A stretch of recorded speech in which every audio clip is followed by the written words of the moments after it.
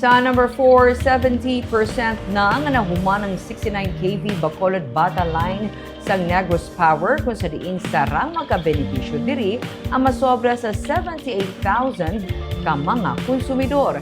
Pero antes ini matapos nag-aabiso ng kumpanya nga may mga patigayunon nga power interruption. May report si Richard Caballero.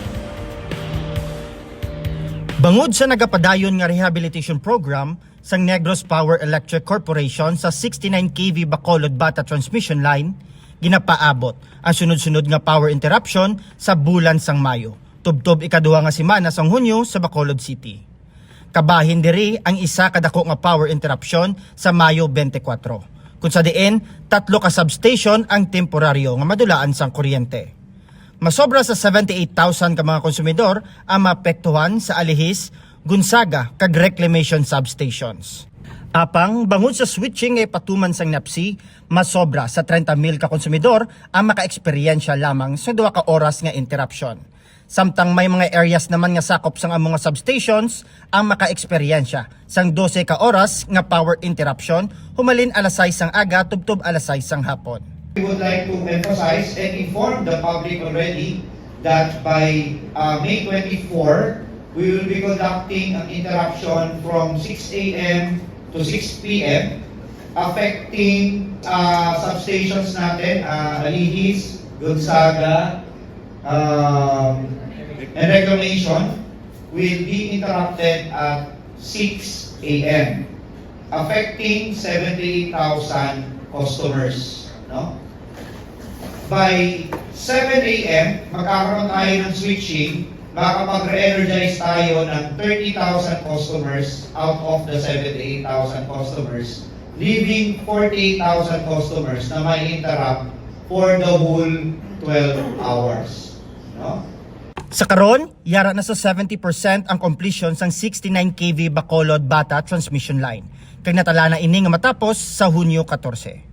175 MVA ang kapasidad sa Bacolod Bata nga linya sa karon.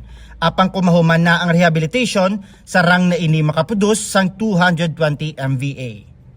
Sa diriman iangot sang NAPSI ang ipatukod nga capital substation sa sininga tuig kag ang Mega World substation nga ginapaabot matapos sa first quarter sang 2027.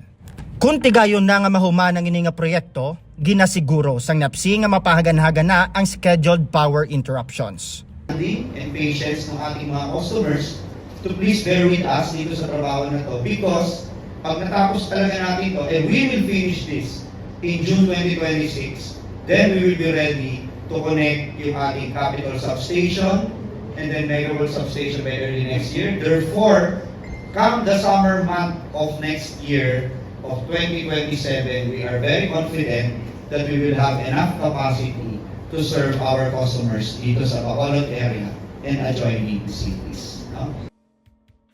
Masobra sa 600 million pesos ang pundo nga gingasto sang NAPSI sa ini nga proyekto.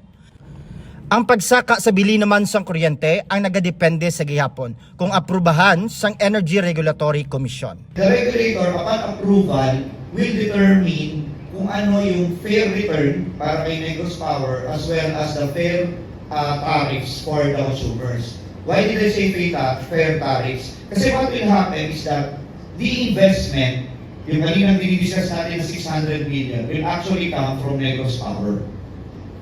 Yung 600 million na yun will not be shouldered by the customers at an instant.